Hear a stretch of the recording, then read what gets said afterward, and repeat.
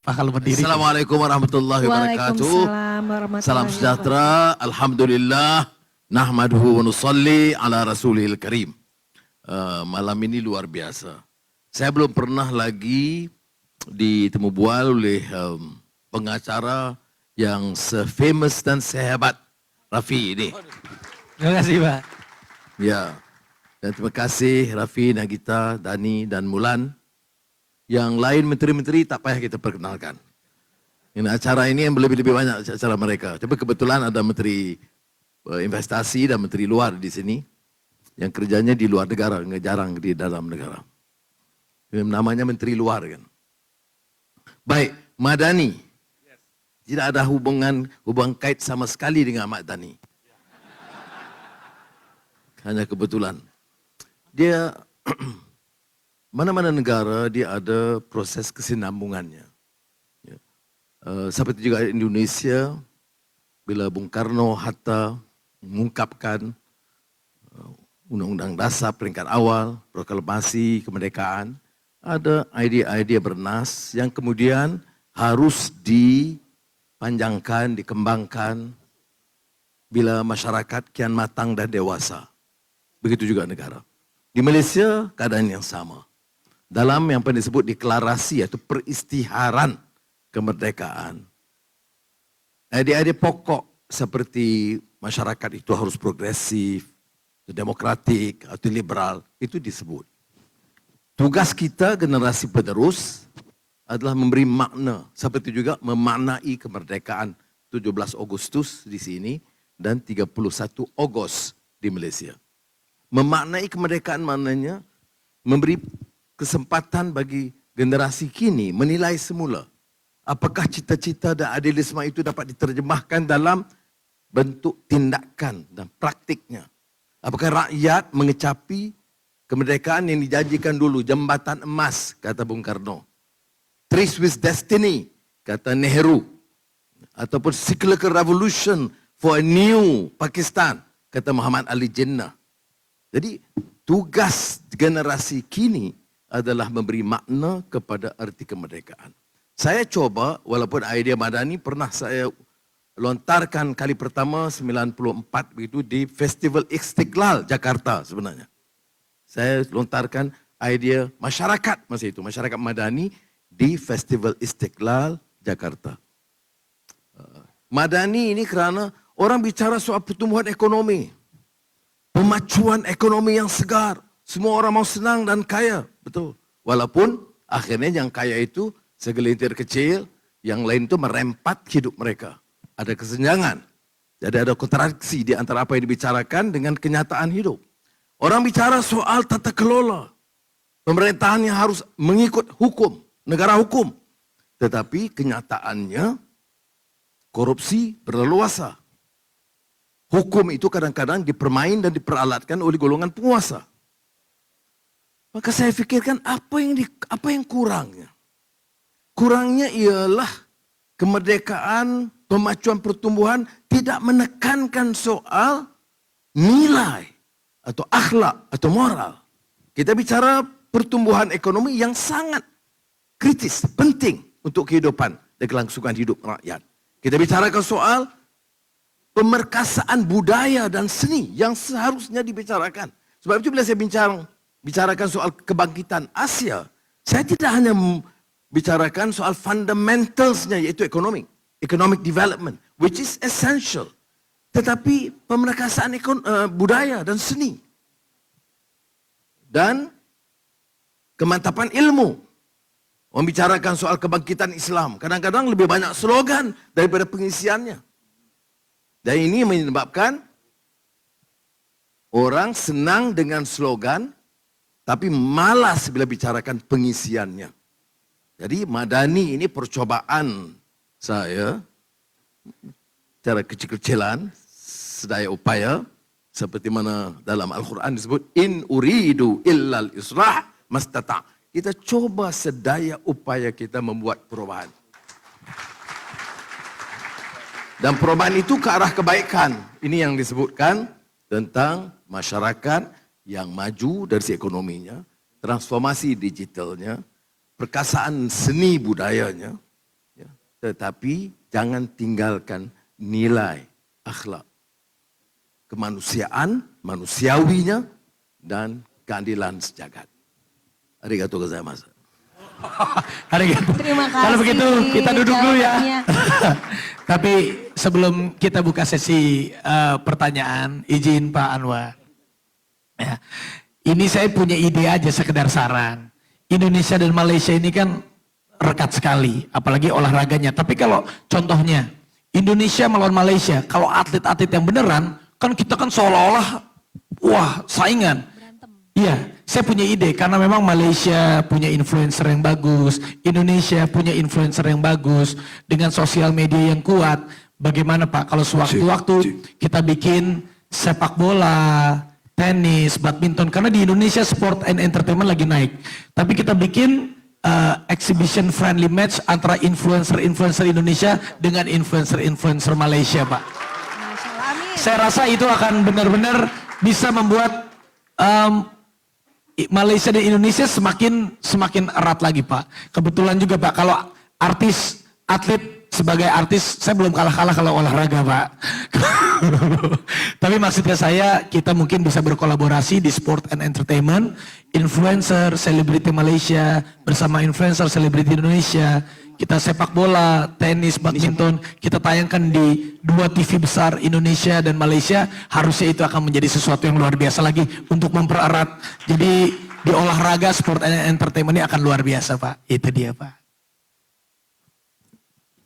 Sebenarnya dari segi rakyat, dari segi masyarakat secara umumnya, tidak ada yang masalah. Konflik itu timbul dari tokoh-tokoh politik picisan gitu ya, yang lemah akalnya. Jadi hal-hal kecil diperbesarkan untuk meraut kekuatan dan dukungan. Kita ini satu sejarah ya, dipisahkan oleh kolonial,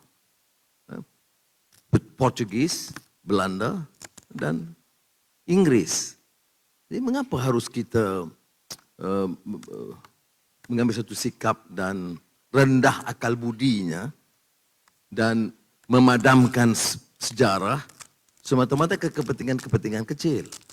Ya, rumah tangga, keluarga, jiran, tentunya ada perbedaan pendapat, tapi tidak harus memecahkan.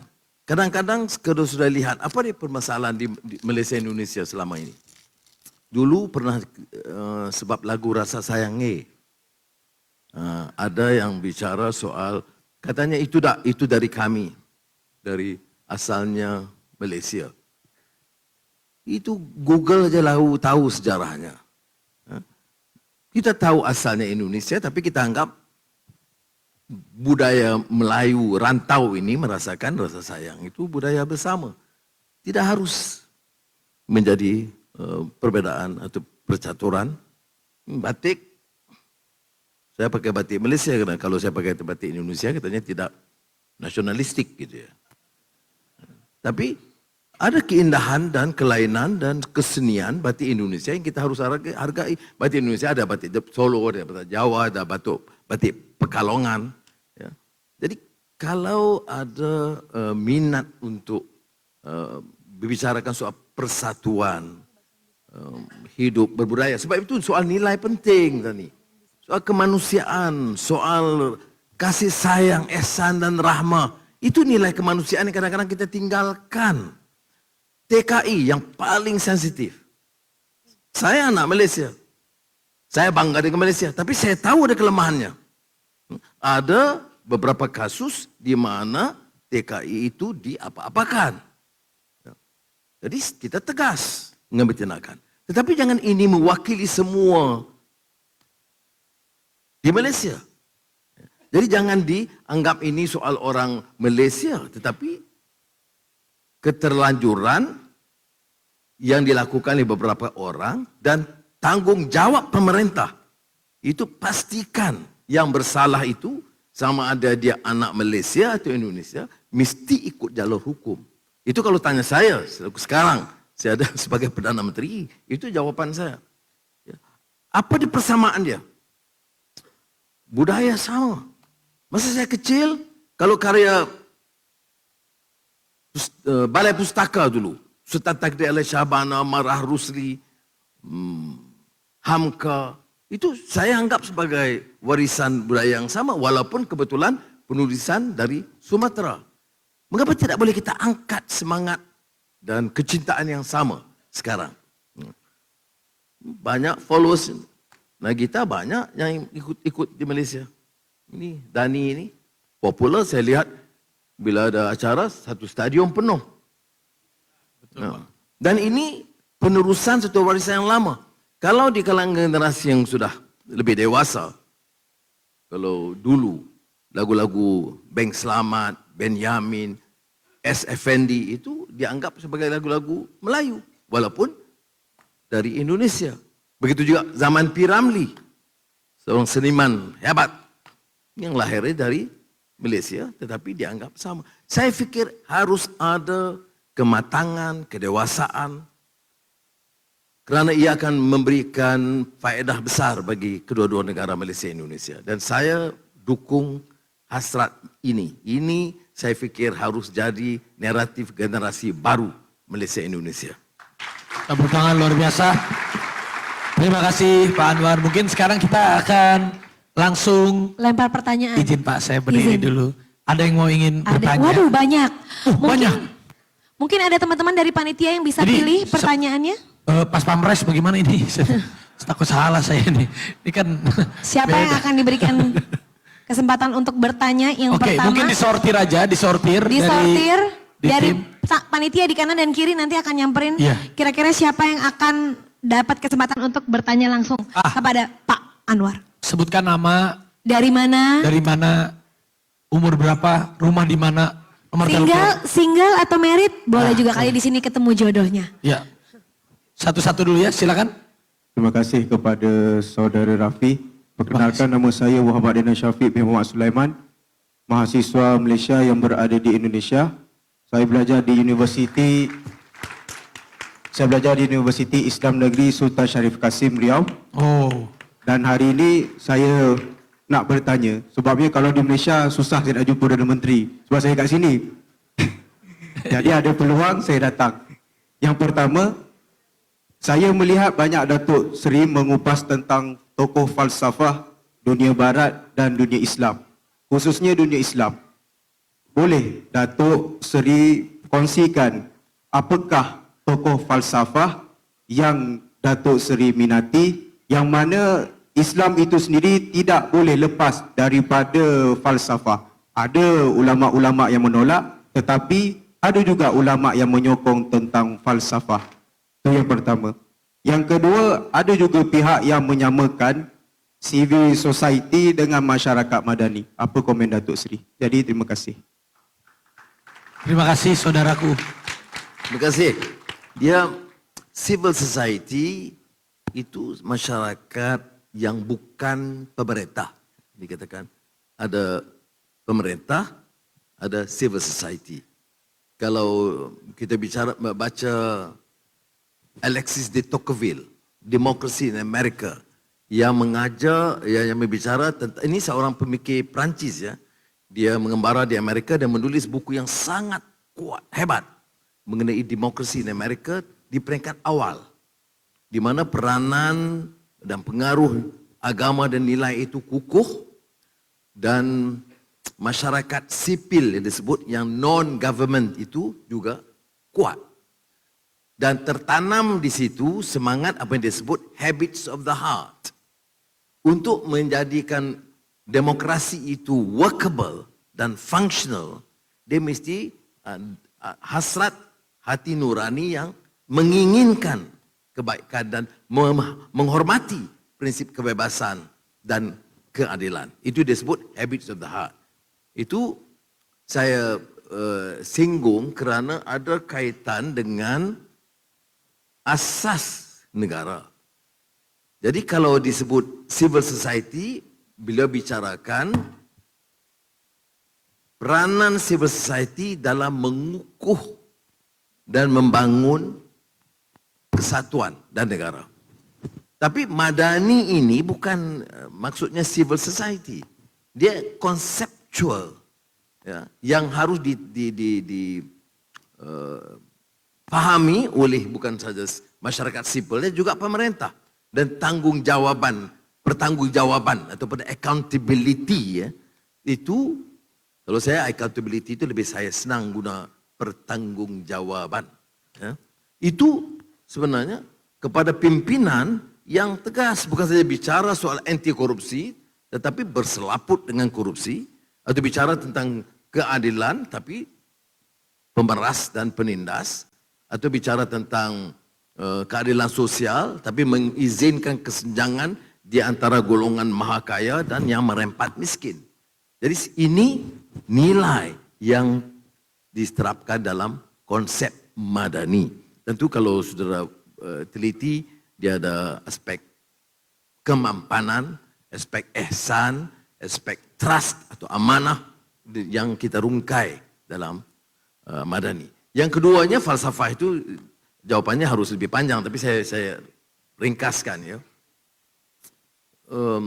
Dia tidak satu dua. Kita belajar ini cara yang lebih terbuka. Kalau dari dunia Indo-Pakistan, dia Muhammad Iqbal. Karena Muhammad Iqbal itu di antara pemikir dalam reconstruction of the religious thought in Islam yang menekankan perlunya masyarakat dan umat terutama di kalangan terdidik itu berfikir dan pandangan yang kritis, dan jangan jadi hanya pak turut tanpa mampu membaca, menilai dan berfikir. Muhammad Iqbal merasakan dunia Islam khususnya di India ketika itu rusak kerana diajar untuk patuh tanpa soal. Diajar untuk menjadi apa yang kalau di Malaysia disebut wala'un. Dia wala, ya, tanpa berfikir. Padahal Islam itu tegak dengan pemikiran kritis. Mana ada dunia Islam yang boleh bangkitkan tamadun tanpa critical mind? Jadi itu baik. Tapi yang saya tertarik juga dengan seorang pemikir Algeria. Namanya Malik bin Nabi. Malik bin Nabi. Karena Malik bin Nabi itu dia meneruskan pandangan Abdurrahman Ibn Khaldun dalam Muqaddimah yang menganjurkan suatu kebanggaan indigenous. Kerana masyarakat senang sekali tergoda dan terpukau dengan pengaruh asing. Kalau baik ya, tetapi bagaimana kita harus tahu ianya baik atau tidak? Dengan pendidikan, dengan critical mind. Dan critical mind itu berdasarkan keyakinan dan sistem nilai. Jadi saringan itu penting. No solution to the problems of the ummah without a critical thinking and understanding. Saya fikir ini challenge kita yang besar. Pemikir Islam contemporary, marhum Ismail Faruqi dari Amerika, asal Palestin. Apa dia kata? The malaise of the ummah. Kekacauan, kerusakan ummah itu kerana kedangkalan ilmu. Ilmu yang dangkal. Yang bicara, yang dengar, dan senang sekali terpengaruh. Diheret ikut ke barat, ke timur, kepahaman kolot, kepahaman jumud. Semata-mata kerana keengganan menggali khazanah silam. Dan falsafah itu salah satu jalur yang harus kita kuasai. Terima kasih. Terima kasih. Terima kasih. Rafi udah paham ya? Paham. Paham ya? Paham. Insya Allah. Insya Allah. Mungkin ada pertanyaan selanjutnya, silakan. Silakan. Mbak berbaju hijau. Ya. Bismillahirrahmanirrahim. Assalamualaikum warahmatullahi wabarakatuh. Waalaikumsalam warahmatullahi wabarakatuh. Dulu sebelumnya saya mau berterima kasih sebanyak-banyaknya kepada Bapak Anwar Ibrahim karena dulu ayah saya pernah dikuliahkan oleh Bapak. Wow. Ayah saya ada di sana. Ada ayahnya? Ada ayahnya? Ada. Di mana ayahnya? Mana Boleh ayahnya berdiri? berdiri? Mungkin Coba ayahnya berdiri. boleh berdiri. Yang mana banyak yang berdiri? Ayahnya banyak. Oh, yang pakai topi. Yang pakai topi, iya Masya Allah. Nah, saat ini ayah saya membina salah satu kampung kumuh di tengah kota metropolitan Jakarta setelah pulang kuliah dari Malaysia. Karena ayah saya sangat peduli dengan kaum duafa dan pendidikan di Indonesia. saya bangga dengan apa yang orang tua saya lakukan. Nah, sebenarnya apa harapan Pak Anwar Ibrahim dari pemuda Indonesia yang dulu pernah Bapak berikan beasiswa kuliah di Malaysia? Kedua, sebenarnya pemuda yang seperti apa yang dibutuhkan negara dan bisa memajukan sebuah negara menurut Datuk? Terima kasih. Wassalamualaikum warahmatullahi wabarakatuh. Terima kasih Waalaikumsalam. pertanyaannya. Waalaikumsalam warahmatullahi wabarakatuh. Silakan Pak. Izin Pak Anwar, ada 2 pertanyaannya tadi. Ya, terima kasih. Salam sama Bapak. Salam buat Bapak. Dan terima kasih. Kalau orang tua, seorang guru atau pendidik, cerita yang paling membahagiakan ialah bila ada pelajarnya atau muridnya itu berjaya. Itu hadiah terbesar. Bukan gelaran Datuk Serinya atau jawatan menterinya. Ya, tapi ada anak-anak didik yang lahir dan sebaiknya lebih pintar dari gurunya. Tapi jawaban kalau soal anak muda, tidak ada jawaban yang terlebih baik daripada kupasan Al-Quran dalam surah Al-Kahfi. Di mana Allah bertanya, dan ini gak viral juga di sini itu. Pidato, tapi masa itu saya tengah marah jadi keras. Soal menolak kezaliman dan sebagainya. Kita mau anak muda bagaimana? Itu Allah bertanya, memaklum dalam Al-Quran, nahnu nakhussu alaika naba'ahum bil haq. Akan aku ceritakan kisah yang sebenar. Apa kisah sebenar? Bil haq. Innahum fityatun amanu bi rabbihim wazidnahum huda. Anak muda yang ada keyakinan. Dan kalau kita lihat dalam sejarah Al-Kahfi itu, dia senang dengan kebaikan, dia senang dengan ma'ruf, dia senang dengan ilmu, dia senang dengan budaya, dia benci dengan korupsi, dia benci dengan kezaliman, dia benci dengan kebobrokan dalam masyarakat. Itu contoh anak muda. Ya. Dan kalau dirumuskan, bagaimana? Ya tentunya keyakinan, tapi juga dengan ilmu, dengan kefahaman. Saya saya ini kan dalam dunia politik. Tetapi, walaupun bidang jurusan saya itu berbeda sekarang, tapi saya tidak pernah terlepas dalam setiap acara, setiap majelis, setiap penerangan, menekankan kepada anak-anak muda, mesti memanfaatkan waktu untuk menimba ilmu. Sama ada dalam bidang pengkhususannya digital teknologi ataupun pertanian modern, apa saja bidang. Tetapi jangan tinggal tradisi ilmu kerana that intellectual tradition, tradisi akliyah, tradisi yang bersumberkan kepada akal, yang menentukan sama ada kita boleh angkat tamadun ataupun kita kekal dalam keadaan yang lesu. Terima kasih.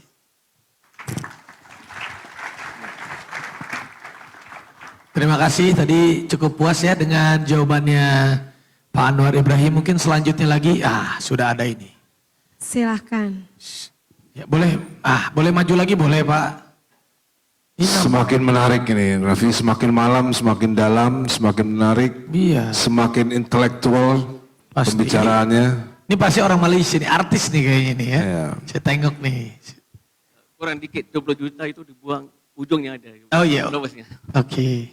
Assalamualaikum. Waalaikumsalam. Nama betul saya Osman. Nama panel dalam menulis lagu lirik, saya pakai nama Syed Kalam.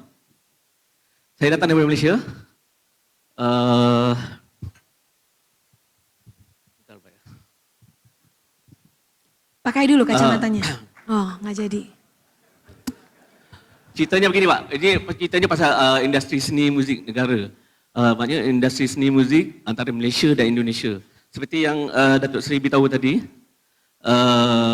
mesti ada anjakan daripada yang contoh macam sekarang ni, kalau kata kita tengok yang popular, yang terror, yang orang kata meng-carry industri muzik, contoh macam Indonesia ni, kalau kata contoh yang mudahnya depan kita Ahmad Dhani dengan Dewa 19 dan berbagai lagi lah yang ada.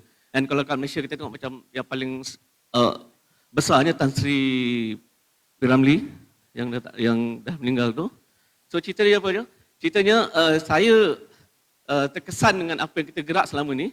Selama ni kita bergerak dalam industri muzik, contohnya macam kita datang ke Indonesia, semuanya bergerak secara sendiri, sama ada daripada syarikat rakaman tempatan dan juga artis-artis tempatan kita, termasuk macam hari ini, salah satu sampel syarikat milik Datuk M. Nasir, Luncai Mas Berhad.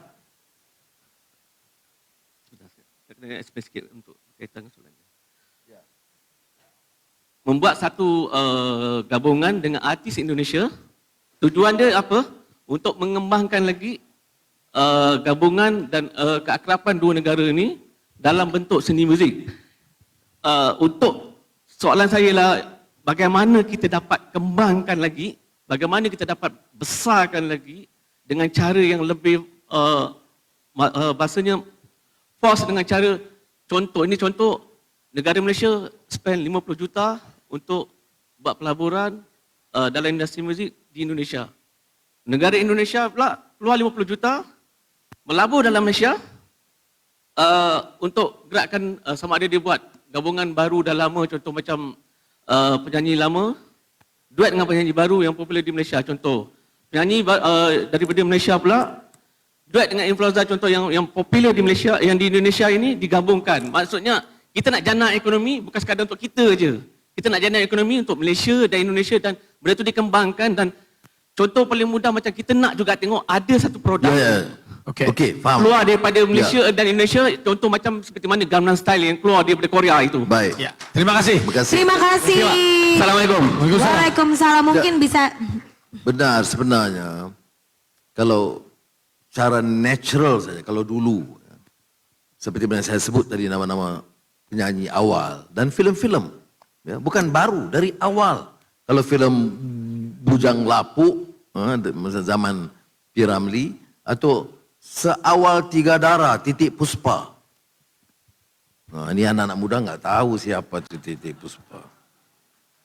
Ya, itu di antara filem awal Indonesia, saya pikir 50-an yang berjaya tapi menembusi pasaran di tanah Melayu dan tidak dirasakan sebagai filem asing, dianggap filem Melayu.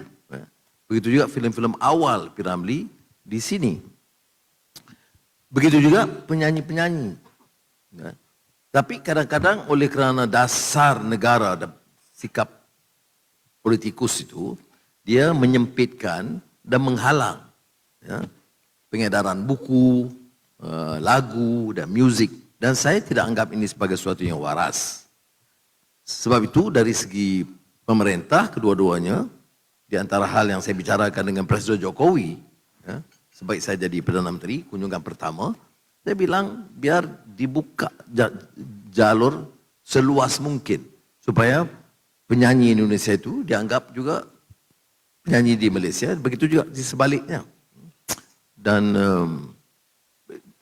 dukungannya Mulan, Dani, ini semua orang yang terkenal di Malaysia. Seperti juga Sheila ataupun Siti Nurhaliza. Jadi kita harus beri ruang, dan kalau ada keperluan galakan, ada yang kadang-kadang join film. Saya fikir masa itu ya, Rory Marantika dengan Sharifah Aini umpamanya. Itu sebagai contoh lah, saya ingat, bukan mahir, saya ingat bidang ini. Ini Rafi lebih mahir atau pakar dalam bidang ini. Tapi saya ikuti tentunya. Saya di antara yang meminati. Sebab itu baru-baru ini Rafi harus tahu ya. Saya dengan Aziza diundang ke konsert di Kuala Lumpur di stadium yang ditayai oleh Siti Nurhaliza, Amy Search dengan Misha Umar. Kemudian oleh kerana ada band-band itu, saya dikecam hebat.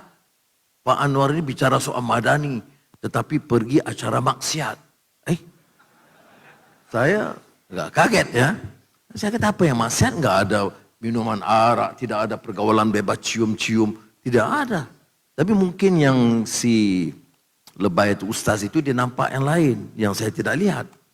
Dia teropong ke lain katanya.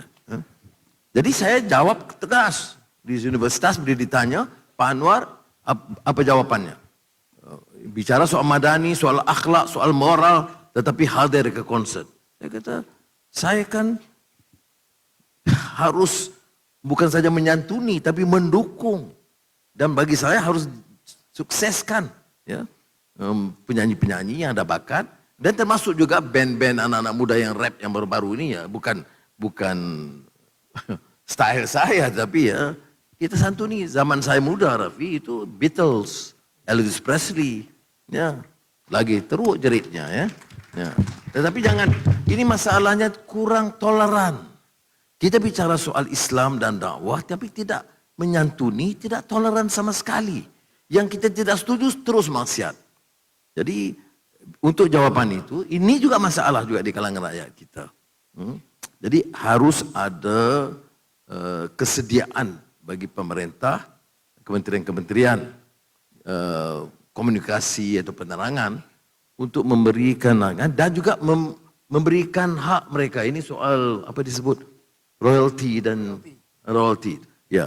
Dan saya dalam di Malaysia, tak sedih P. Ramlee yang menjadi ya superstar di Asia, tapi royalty anaknya itu mungkin RM15 satu bulan. Paling tidak munasabah, tidak adil. Jadi tanggung jawab pemerintah untuk membetulkan hal ini supaya artis dan seniman diberikan pembelaan yang sewajarnya. Terima kasih Pak Anwar jawabannya. Mungkin sambil kita jawab pertanyaan selanjutnya, ini ada kopi kesukaannya Pak Ini Anwar ya. kopi kesenangannya. Kopi pakai madu ya Pak? Kopi favoritnya Pak Anwar, kopi pakai madu. Sehari, sebelumnya aku mau nanya dulu dikit kali. Oh, kamu boleh mau nanya. Pak Anwar sehari berapa kali minum kopi pakai madu Pak? Azizah beri saya syarat, madu ini anytime. Yang madu satu lagi nggak bisa. Jadi kopinya pakai madu, madu yang lain nggak boleh. Jadi, Oh Mas Dani, oh dengerin Mas Dani. Betul. oh tidak jadi madu di tangan kananmu. Iya. Yang satu lagi racun.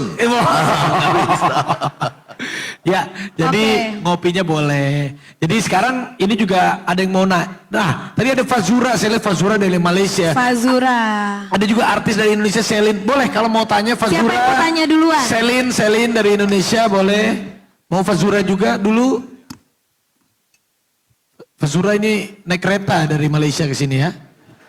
Saya cuma tahu bahasa itu doang. Pesawat. Oh pesawat. Ya. Pesawat. Ya silakan Fazura. Oh belum nyala. Pakai korek dulu biar nyala atau bagaimana? Assalamualaikum warahmatullahi taala wabarakatuh. Waalaikumsalam. Datuk Sri, saya sebenarnya daripada semalam nak tanya, tapi mungkin hari ini ada kesempatan. Soalan saya ni saya rasa ramai boleh relate dan mungkin ramai nak tanya. Sewaktu Datuk Sri dalam penjara, apakah yang membuat Datuk Sri kuat? Apakah kekuatan Datuk Sri, dan juga mungkin boleh beri nasihat pada anak-anak muda kita bagaimana mereka terus kekal semangat dalam menghadapi apa saja ujian dalam hidup. Terima kasih. Assalamualaikum. Fazura nggak tanya sama saya. Bagaimana saya di penjara dulu. Ahmad Dhani, Pak D. Jangan karena kamu udah tahu terus nggak tanya, kan yang lain belum tahu. Ya. Kamu mau tanya Mulan? Nanti kita compare jawabannya Pak Anwar dengan Pak Dhani habis ini ya. Coba kita lihat lebih berbobot yang mana. Silakan Pak Anwar dulu. Terima kasih Lura. Kalau berbobot pasti Pak Anwar lebih Pasti. berbobot. Karena saya cuma 11 bulan. Ya, saya hampir 11 tahun. masuk keluar penjara hampir 11 tahun. Kerja gila ini. Saya 6 bulan Pak, saya 6 bulan Pak. 1 bulan, 11 bulan, 11 tahun. Aduh, Silakan Pak. siksa ya. Ya, ini sebab itu saya bilang kita ini macam zaman Edan. Ronggo Warsito. Ya. Baik. Ada orang tanya, saya ada satu majlis, semua ada satu majlis ulama-ulama hadir. Jadi ada yang tanya, Pak Anwar, apa yang dibikin dalam penjara? Kalau saya berjawab politik, jawaban politik itu lain. Tapi saya mau jawab ikhlas. Jadi saya jawab tentunya hafal Quran, baca hadis, dan sore ingat Azizah nyanyi lagu Azizah. Ada lagu P. Ramlee terkenal. Cantik rupamu, cantik rupamu dipandang mata, bagai biduan dari surga. Amin. Masya Allah suaranya. Jadi, tapi apa yang menyebabkan saya boleh survive? Saya selepas dibebaskan yang dulu 2004, saya diundang oleh Mandela bertemu beliau, seluruh family pergi di Johannesburg, dan kita bicara. Masa itu saya baru 6 tahun. Dia bicara, dia sudah 26. Jadi dia itu long walk to freedom. Masa itu saya bicara, saya short walk to freedom. Saya pikir tak masuk lagi penjara, lepas itu masuk lagi. Baik, apa yang menyebabkan kita bertahan? Itu kerana keyakinan saya. Bukan maksudnya minta maaf ya, bukan ampun, bukan maksudnya dan istighfar, bukan maksud saya nak tunjuk saya hebat, tidak. Saya nak ceritakan pengalaman pribadi. Ya. Saya juga fikirkan Azizah di luar, anak-anak, jadi saya mau sehat dan kuat, jadi bila berdepan mereka jangan tunjuk kesedihan. Jadi tiap kali menemui mereka saya baca doa, kemudian tanya hafalan Quran mereka, kemudian nyanyi. Ya. Jadi anak-anak biar happy begitu ya. Jadi kalau tanya saya, kerana keyakinan dan saya mau bawa perubahan. Saya lawan korupsi dan saya mau tegakkan keadilan. Dan ini bukan suatu hal yang mudah. Bodoh saya kalau saya fikir lawan korupsi itu senang-senang. Enggak. Dan corruption is systemic. It involves the entire fabric of the government and society. It takes a lot of courage, effort to try and change the system. And you have the entire system, particularly those corrupt, those yang tidak senang dengan perubahan, akan buat apa saja untuk menghalang. Dan mereka kontrol semua. Pemerintahan, badan kehakiman, polisi, media umpamanya. Jadi kalau kita faham gitu, kita tahu kan sukar. Jadi oleh itu, sabar, guna kebijaksanaan, bina kekuatan, iman, kuatkan akal, jaga disiplin, baca sebanyak mungkin. Jadi ke teman-teman saya dari Indonesia, termasuk Gunawan Muhammad ya, dari Tempo. Itu dikirimnya Tempo, teman-teman yang lain, mana ada di sini, itu kirim buku-buku dari seluruh dunia. Saya teman-teman dari seluruh dunia. Dari Amerika, dari India, dari England, kirim buku. Jadi saya baca sebanyak mungkin karena saya kata, saya mau persiapkan diri saya untuk di dalam penjara apa yang saya boleh lakukan. Hafal Quran, baca hadis dan kitab-kitab dan menguasai ilmu dalam pelbagai bidang supaya saya boleh keluar dan terus bertempur dari segi ideas. Karena orang yang hebat itu bukan orang yang di atas terus. Orang yang hebat itu orang yang di atas, turun ke bawah dan dia bisa naik lagi ke atas, itu dia. Mungkin ada lagi yang mau tanya? Ada di sebelah sana. Masih ada? Silakan, masih banyak banget yang mau bertanya. Masih banyak nih sampai Silakan. subuh kayaknya nih ya. Oh jangan. Kalau subuh Pak Dhani mau mimpin sholat ya. Selamat malam Pak Anwar. Perkenalkan nama saya Anjani Gusman. Saya mahasiswa dari Northwestern University di Chicago, Illinois. Dan Pinter nih ya, pinter ya. ya jadi ya pertama aku mau terima kasih untuk kesempatan ini. Bapak adalah figure yang sangat inspiratif, banyak jatuh bangun dan very inspiring untuk anak-anak muda. Yang pastinya sering dijatuhin, maksudnya nggak dapat kerjaan terus gitu-gitu, tapi Bapak saya lihat udah jatuh bangun dan tetap semangat. Tapi pertanyaan saya buat Bapak malam ini, jadi sebagai mahasiswa di luar negeri, sepertinya banyak teman-teman saya dari negara ASEAN juga yang sepertinya ingin menetap di luar, dan juga sepertinya teman-teman saya di Jakarta banyak yang mungkin takut masuk politik, takut untuk terjun ke dunia itu. Jadi pertanyaan saya buat Bapak, apa yang what gave you the sense of accountability to to be a public figure and work for Malaysia? Apa itu yang memotivasi Bapak untuk balik ke negara Bapak dan bekerja sekeras mungkin untuk membangun Malaysia, dan ya aku rasa itu akan sangat membantu buat anak muda seperti kami yang ingin membangun negara Indonesia dan juga ASEAN. Makasih. Terima kasih. Termasuk Raffi ya. Silakan. Iya. Raffi takut masuk politik kan? Oh enggak, bukan takut. Belum. Belum. Oh belum. Nanti aja. Rencananya masuk Gerindra. Nanti. Oh, ya. Ya. No comment, no comment Iya. ya. Suka bercanda aja. Ya. Enggak, dia saya tidak mau orang anggap saya semuanya pengalaman derita atau kurang bernasib baik. Tidak, saya banyak. Nasib saya baik banyak. Umpamanya ibu bapa saya itu di antara yang pendorong kuat untuk jadi baik, berilmu. Saya punya guru-guru dari sekolah rendah, menengah, itu yang sangat committed, luar biasa. Saya ada Azizah dan anak-anak yang dukung saya sepenuhnya dalam keadaan suka duka. Luar biasa. Ya. Dan rakan-rakan yang setia. Ya. Walaupun, jadi ini plus point. Ya, rakan-rakan ini seluruh dunia. Soalan tadi, mengapa saya rasa begitu yakin dan terus mau berjuang? Semasa kali akhir saya kemungkinan ditahan, 2015. 2014 Desember itu, saya di Amerika. Saya pernah mengajar di Georgetown University ya.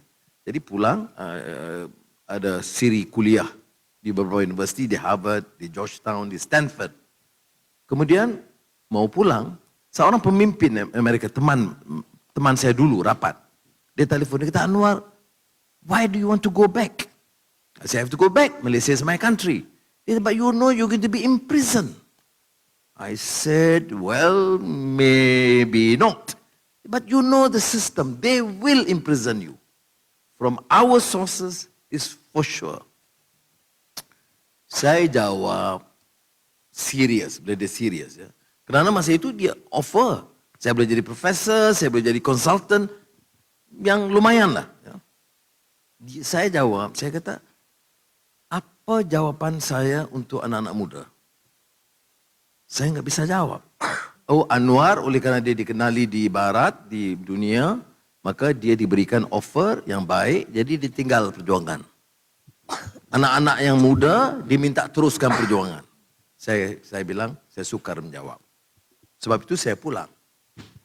3 hari sebelum kasus mahkamah terakhir 2015, saya ke Jakarta. Dan selalu masa itu saya mampir ke rumah Habibie. Habibie mohon dengan sepenuhnya sampai nangis. Dia jangan pulang, adik. Ini saya sediakan ini. Tengok ni rumah saya ni sebelah sini. Kamu Azizah anak-anak jaga tinggal di sini sehingga keadaan tenang dan selesai. Jadi nangis dia. Jadi saya jawab yang sama, saya kata, Pak Habibie, tak mungkin saya ambil atau memilih keadaan yang lebih lumayan, meninggalkan anak-anak muda yang saya didik untuk terus berjuang dengan berani. Saya pulang, 3 hari kemudian masuk lagi ke penjara. Tapi, every said and done, Alhamdulillah, sudah diuji, sukar, tapi kecil ujian kita dibandingkan dengan, kalau dalam sejarah, kalau di setengah dunia Arab, kalau ujiannya hilang terus. Atau dibunuh terus. Saya kan masih lagi dikasih makan dong. Ya, tak enak, tapi masih ada. Ya. Jadi, kita harus lihat, sebab itu saya melihat always in the positive. Ini, ya ada. Jangan pikir semuanya derita, enggak. Sebab positif. Fikir laluan-laluan itu. Sebab itu, Nabi Muhammad SAW pernah ditanya oleh sahabat. Ayun nasu asyaddu bala'an. Di kalangan manusia ini siapa yang paling banyak menerima dugaan dan bala? Tentunya sahabat pikir mereka kan. Jawab Rasulullah SAW. Al-anbiya'u thummal amthalu fal amthal. Yang paling banyak derita, disiksa dan hadapi ujian itu para nabi. Kemudian orang-orang mengikut misalan itu dan kemudian. Jadi saya selalu peringatkan anak muda tentang hadis ini. Bagi saya pikir, oh deritaku. Tidak. Jadi saya anggap kecil laluannya. Saya masih boleh membaca, saya boleh exercise waktu sore. Cuma jarang jumpa Azizah. Jadi bagi saya, ujian itu kecil. Ya. Jadi bayangkan dengan masuk keluar penjara, dihina, disiksa, agen Amerika, agen Yahudi, agen Hindu, agen Cina, salah laku seks dari lelaki, wanita yang belum lembu saja. Kemudian diaibkan, dihina, pelbagai, hari-hari. Maksud itu kan Pak Mahathir, Perdana Menteri. Ya, tidak ada dalam sejarah orang yang diaibkan, dihina begitu rupa. Tapi alhamdulillah, itu yang cerita-cerita. Akhirnya jadi Perdana Menteri dong. Hidup. Jadi lakukanlah yang sebaiknya. Dan Tuhan uji, do your best. I encourage you, ministers are here. Ya, saya kata, work hard and do your best. Allah have tested you. Do your best for your people. And your people means bukan saja yang konglomerat di atas, bukan golongan elit di kota. Seluruh rakyat harus diberikan ruang dibangunkan. Jadi kesimpulannya begini Raffi. Ahmad tadi jadi ada harapan. Oh, gue bisa nih. Bukan. Kesimpulannya begini. Jadi nanti media-media nanti quote, ya kan? Anak muda Indonesia untuk memperbaiki negara, jangan takut masuk penjara. Bukan. Jangan.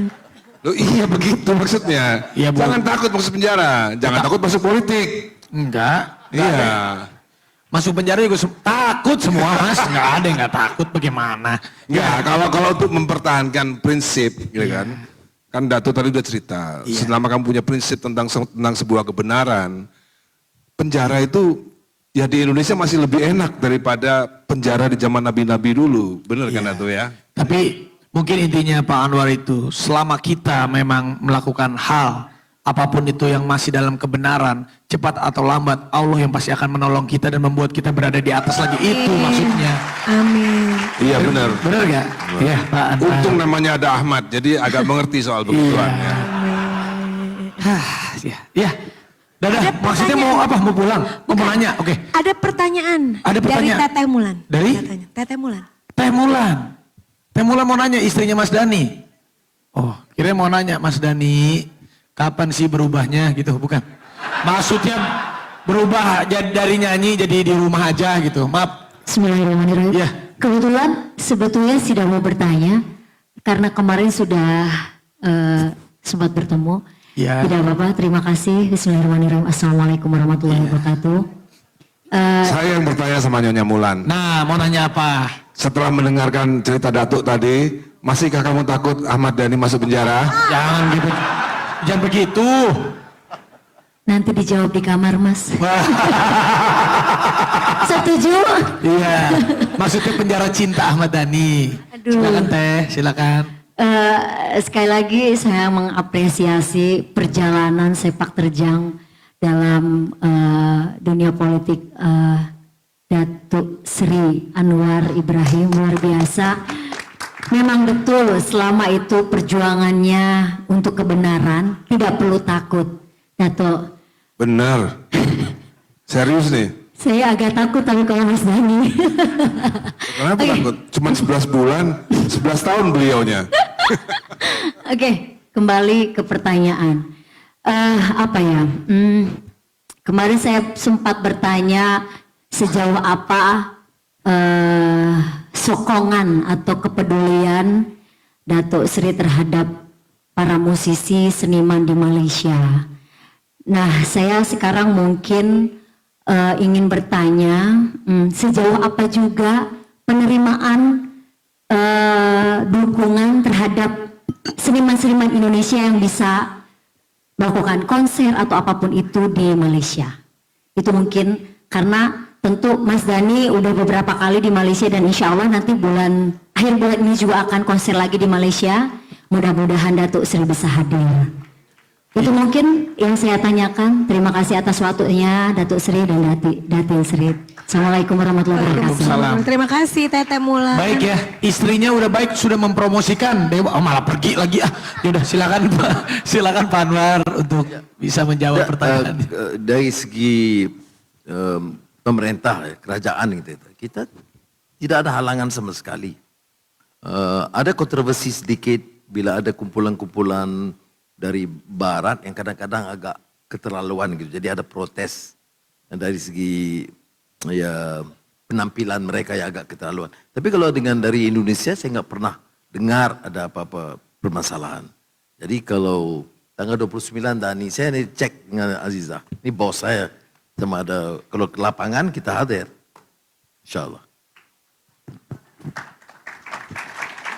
Ya, dan saya juga sangat setuju sekali Pak Anwar, karena kalau kita lihat mungkin di Asia, Korea Pak, Korea itu sudah mendunia dengan K-pop-nya dan lain-lain. Saya yakin sekali kalau Indonesia dan Malaysia entertainment-nya disatukan, Melayu juga bisa mendunia Pak. Itu saya yakin sekali kalau kita benar-benar bisa bersatu. Mau Berarti dari ditunggu lagi kolaborasinya, Iya, musik, kesenian antara Malaysia dan Indonesia. semuanya insya kita Allah abis ini ya. bergabung. Oke, siapa yang mau Pertanyaan selanjutnya? Ini Tes. Terima kasih. Moderator, Bismillahirrahmanirrahim. Assalamualaikum warahmatullahi wabarakatuh. Waalaikumsalam.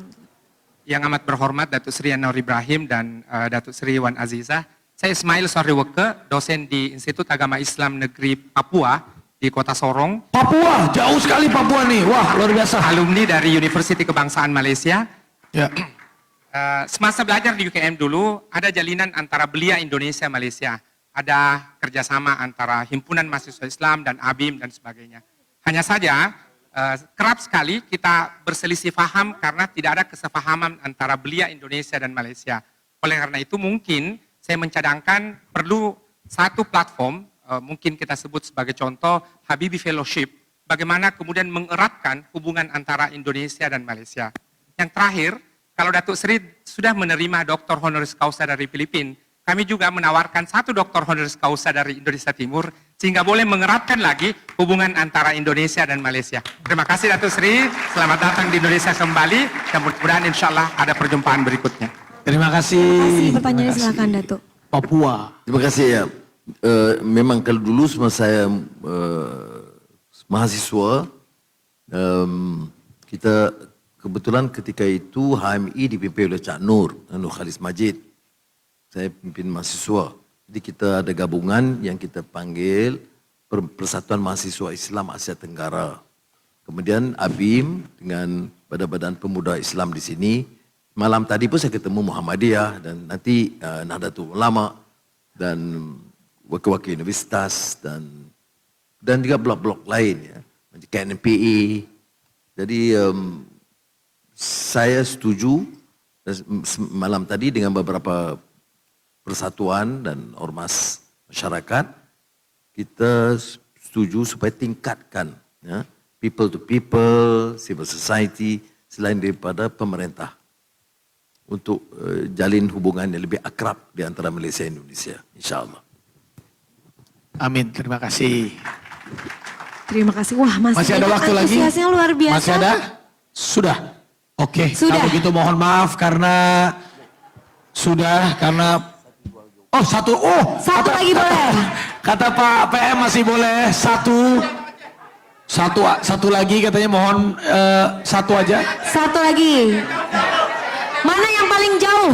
Aceh boleh Pak, paling Aceh. jauh. Satu lagi. Mana yang datang paling jauh? Tadi dari Papua. Aceh itu dari Aceh. Ya Aceh boleh. Ya itu Aceh. Satu lagi mungkin Pak atau dua satu? Oke, satu lagi dari Aceh. Dari Aceh.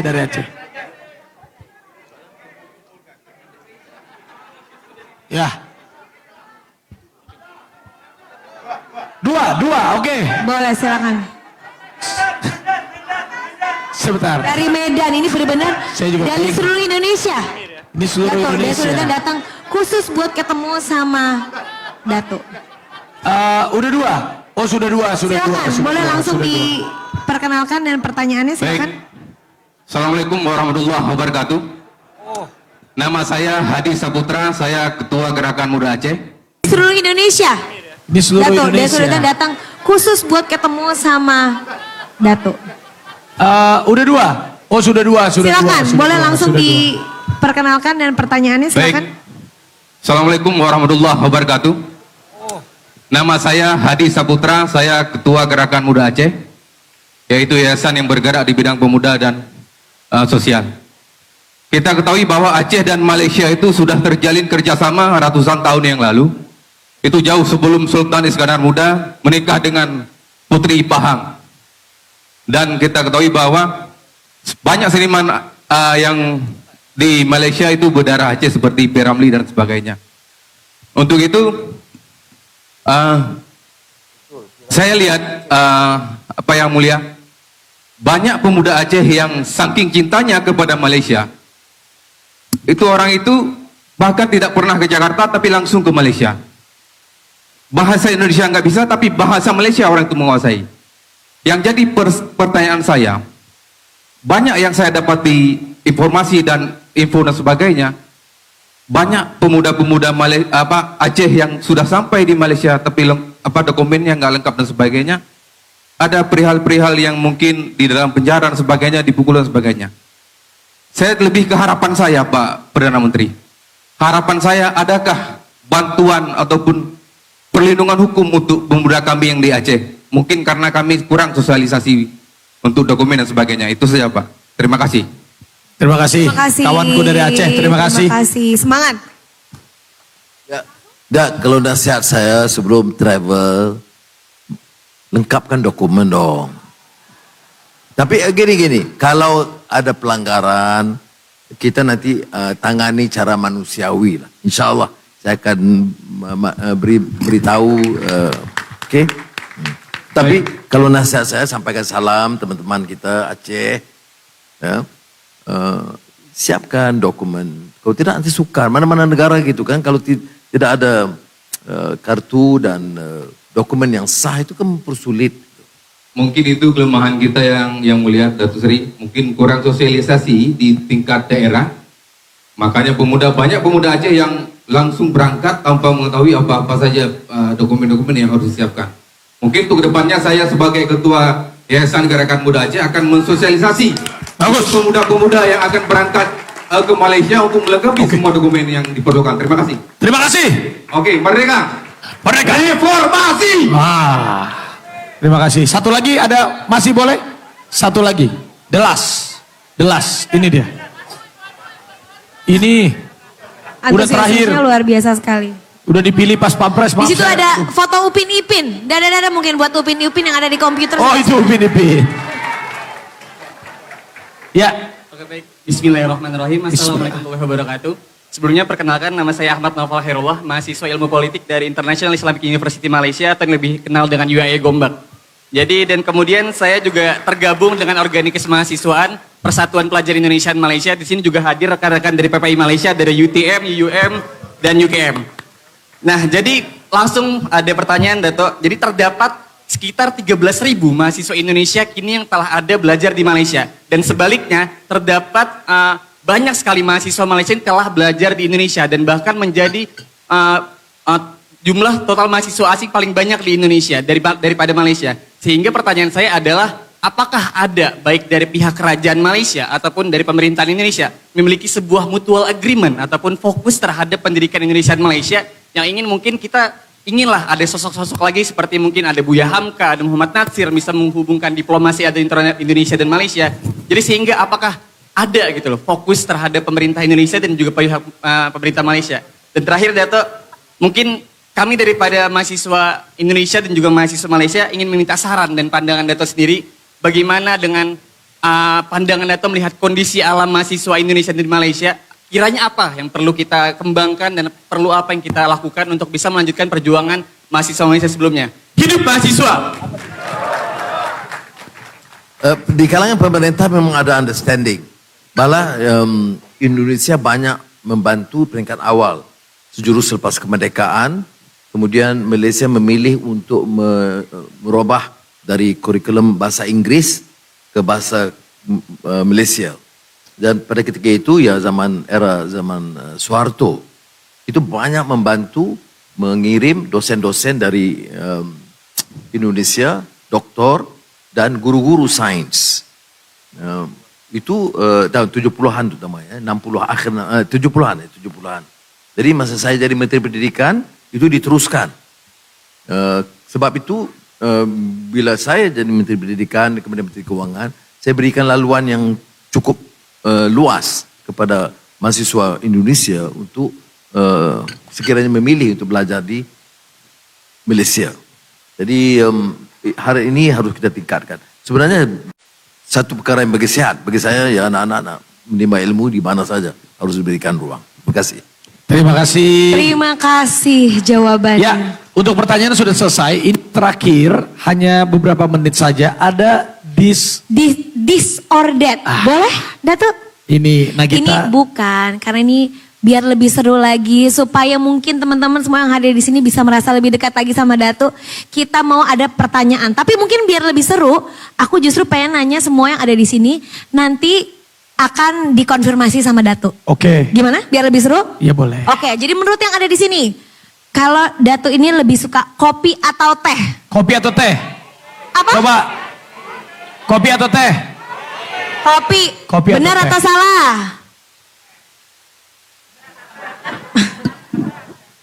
Pagi kopi, sore teh. Oh, 50-50. Kalau pemimpin itu harus 50-50. Oke, pertanyaan selanjutnya, kira-kira Pak Anwar lebih suka lagu rock atau lagu balad? Rock atau balad? Rock? Rock atau balad? Rock, jawabannya semuanya rock. Balad. Balad. Mas Dani? Dewa bukan balad. Dewa baladnya banyak dong. Oh iya. Pupus kan Rock balad. Betul, rock Kangen balad. Iya. Salah hati balad. Iya. Kosong balad. Iya. Selimut hati balad. Iya. Banyak. Rock ballad. Emang kalau Mas Dani ngomong apa aja sah, emang laku semua lagunya. Oke. Setuju, lanjut. Kira-kira seorang Pak Anwar ini sarapannya atau breakfastnya nasi lemak atau scrambled egg? Scrambled egg or nasi lemak? Apa? Ibu? Apa? Nasi lemak atau scrambled egg? Nasi lemak. Jawabnya di semua nasi lemak di sini. Scrambled egg. Scrambled. Scrambled egg salah lagi. Salah lagi. Nasi lemak siang. Hah? Nasi lemak siang. Nasi lemak siang. Oke, lanjut. Kalau seorang Datuk Sri lebih suka pakai baju Melayu atau baju kurta? Baju kurta atau baju Melayu? Baju Melayu. Jawabannya Melayu. Benar atau salah? Benar. Benar. Yang pasti baju Melayu, baju kurta, yang penting pakai baju, itu yang pasti. Siap. Bercuti atau berlibur di pantai atau di kawasan bandar? Hah? Pantai atau? Kawasan bandar. Bandar. Kota, Oh, di di kota kota. atau di pantai? Bandar atau itu- jangan-jangan di gunung? Pantai, gunung, kota. Di mana? Kota? Bandar katanya. Bandar. Bandar. Pantai, ada yang jawab pantai? Pantai. Pantai. Pengen tahu pantai favorit di mana? Pantai favorit Pantai di mana? favorit di Kalau mana, pantai Pan? favoritnya. Kalau paling dekat dengan Kuala Lumpur itu Port Dickson. Kalau tempat saya asal Penang. Penang. Kalau di Indonesia Bali. Bali, keren. Terakhir, kira-kira nih seorang Datuk Sri ini lebih suka membaca atau menulis? Membaca atau menulis? Menulis, ada yang apa? Jangan dua-duanya. Cari aman ya, nggak apa-apa juga sih, bisa jadi dua-duanya. Membaca atau menulis? Menulis, membaca. Menyanyi. Pak Anwar ada suka lagunya Ahmad Dhani, Dewa? Nggak. Tapi Pak Anwar berjanji akan datang di konser Dewa 19 bersama orkestra. Jadi acaranya itu Dewa 19 bersama Malaysian Orchestra. Jadi kolaborasi. Jadi Dewa 19 bandnya, orkestranya Malaysia, dan beberapa featuringnya juga dari Malaysia. Iya. Itu kita mendukung program sosialisasi bagaimana mendekatkan musik Indonesia dan musik Malaysia bersama Dato gitu. Berarti Sebenarnya ini ditunggu juga nanti kehadirannya musisi-musisi, artis dari Malaysia ke sini. Sebenarnya Pak Anwar Dato bilang, tadi rencananya akan datang kalau Raffi Ahmad datang. siap, kalau Gitu. diundang siap. Ya. Sebenarnya Datuk tadi bilang, gue belum janji sama Dani, dia ngomong ya udah kepalang iya, bagaimana kalau ngomong, cuman nggak kita support. Pokoknya kita support. Tepuk tangan untuk Datuk Sri Anwar Ibrahim, dan ini sama-sama sebelum mungkin ada kesibukan lain lagi Pak Anwar, boleh kita berdiri sama-sama, kita akan teriakan bersama-sama Malaysia Madani, Madani, Madani. Maafkan tadi dialognya nggak terlalu dalam ya, karena ada Raffi di sini nggak enak kalau terlalu dalam. Nggak, biar ketawa Pak De, biar ketawa. Siap, Malaysia, Madani, Madani, Madani. Sekali lagi, Malaysia, Madani, Madani, Madani.